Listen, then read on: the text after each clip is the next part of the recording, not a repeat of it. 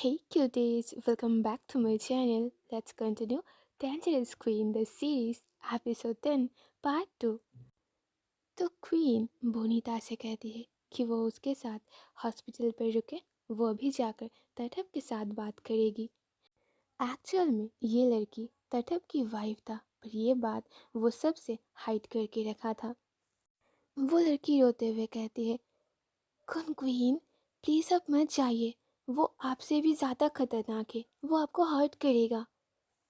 And बोनीता भी उन्हें रोकती है, बट क्वीन कहती है कि कुछ नहीं होगा, उसके साथ उसकी बॉडीगार्ड्स भी होगा और वो प्रॉमिस करती है कि तटप उसे कुछ नहीं कर पाएगा। अगले सीन में हमें वो प्लेस दिखाई जाती है जहाँ तटप खुद को हाइड करके रखा था। क्वीन अपनी पूरी बॉडीगार्ड्स के साथ वहाँ पर एंट्री करती है। तटप डरते हुए क्वीन से आस्क करता है कि तुम यहाँ कैसे। क्वीन बहुत ज़्यादा गुस्से में थी। आर यू रियली ह्यूमन और समथिंग एल्स? अपनी वाइफ की मिसकैरेज करके तुम यहाँ पर छुपी हुई हो? तटप भी कहता है, मैंने कुछ भी नहीं किया। क्वीन कहती है, और बोनीता के साथ तुम उसे फॉलो क्यों कर रहे थे? हाँ, अब ये झूठ मत कहना कि तुम उसे फॉलो नहीं करते। तुम उसे मेंटली और फिजिकली हर्ट करने की कोशिश करते थे। तुम्हारी वजह से वो घर से बाहर तक जाना नहीं चाहती थी। बट तटप कंस्टेंटली झूठ बोल रहा था कि उसने ऐसा कुछ भी नहीं किया। क्वीन गुस्सा हो जाती है और उसे स्लैप करती है। यू नो व्हाट, मैं तुम्हारी लाइफ हेल बना दूंगी। गेट रेडी, मेरी बॉडीगार्ड से तुम कभी नहीं बच सकते। यू आर डिस्गस्टिंग पर्सन, तुम हेल डिजर्व करते हो। अगले सीन में क्वीन की पेंट हाउस दिखाई जाती है। क्वीन को देखकर बोनीता जल्दी से उनके पास जाती है और क्वीन को हक करती है। बी क्वीन, आप आप ठीक हो ना? क्वीन उसके हेड पर रब करती है। ऑफ कोर्स, मैंने तुम्हें प्रॉमिस की थी ना कि मैं खुद को उससे प्रोटेक्ट करूँगी। अगले सीन में बेडरूम दिखाई जाती है। क्वीन बो से कहती है कि जल्दी से सो जाओ, कल मॉर्निंग हम घर जाएंगे। मॉम हम दोनों के साथ कुछ बात करना चाहती है। अगले सीन में क्वीन की मेंशन दिखाई जाती है। वहाँ पर पहले से ही किंग और उसकी मॉम बैठी हुई थी। अपनी मॉम से जो भी बात क्वीन सुनती है उसे बिलीव ही नहीं हो रही थी। बोनीता भी सरप्राइज थी।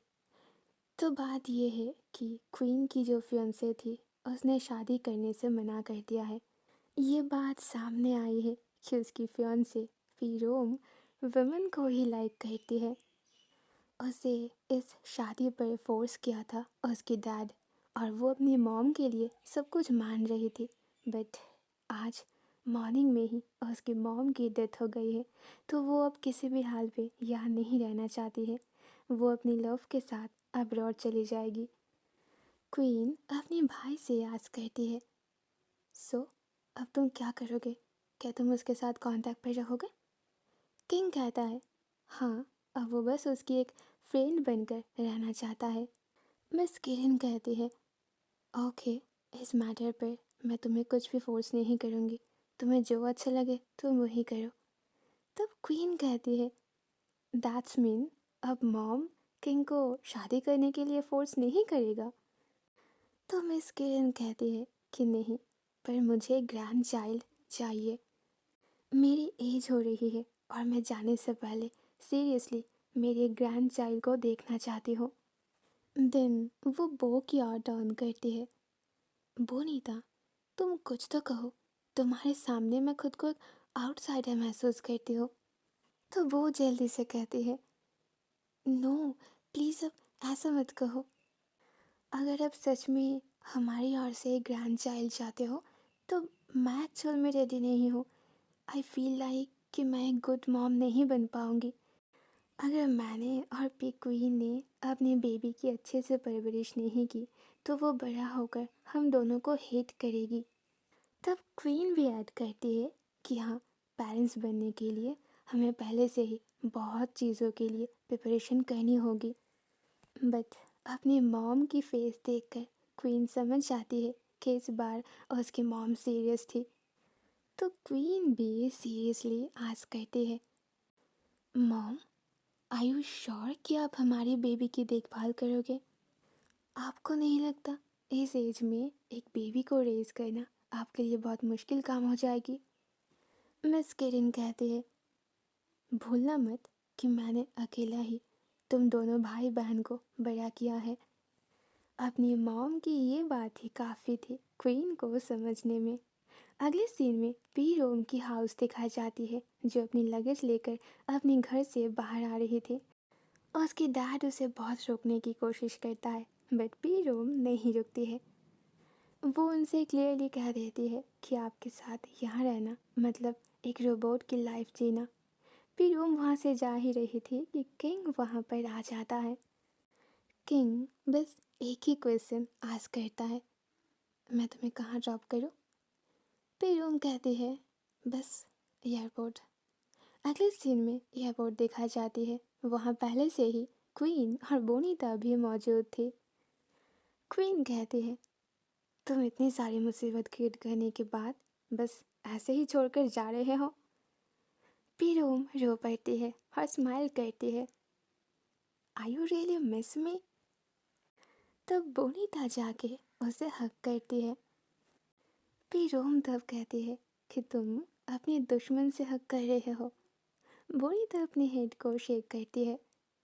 पी क्वीन कभी भी किसी को भी मेरी दुश्मन नहीं बनने देती है। किंग आस्क करता है, तो क्या सच में तुम यहाँ वापस नहीं आओगे? पी रोम कहती है, I really don't know the future but right now मेरे यहाँ रुकने की कोई रीज़न नहीं है।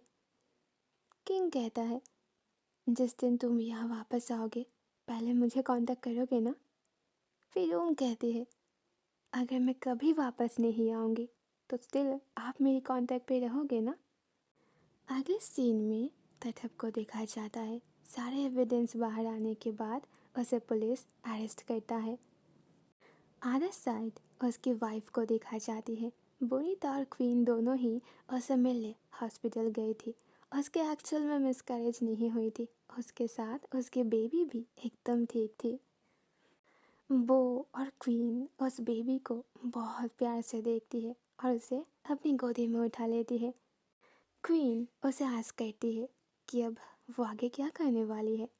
वो लड़की बस यही कहती है कि वो अपने लिए एक अच्छा सा जॉब ढूंढेगी और एक सेफ प्लेस। तो क्वीन कहती है कि उसे ज़्यादा टेंस लेने की नीड नहीं है, इस सब कुछ के लिए वो उसे हेल्प करेगी। क्वीन उसे ये भी कहती है कि अपनी इस बेबी को उसे अकेले पालने की नीड नहीं है, वो और क्वीन भी उसकी हेल्प करेगी, इस बेबी की टेक केयर करेगी। तो धीरे धीरे दिन बीतते जाती है। क्वीन और वो गाविन यानी कि उस बेबी की अच्छे से टेक केयर करती थी। साथ में एक नर्स भी था। वो दोनों एक्चुअल में अपनी बेबी की पहले प्रिपरेशन ले रही थी कि कैसे बेबी को रेज किया जाता है। अगले सीन में क्वीन की मॉम बस बोनीता को ही अपने घर इनवाइट करती है। सो तुम दोनों ने कुछ सीरियस सोचा? देखो मैं बस बेबी लेने की बात नहीं कर रही हूँ, लाइक एंगेजमेंट, शादी, इस टाइप की कुछ सीरियस डिसीजन।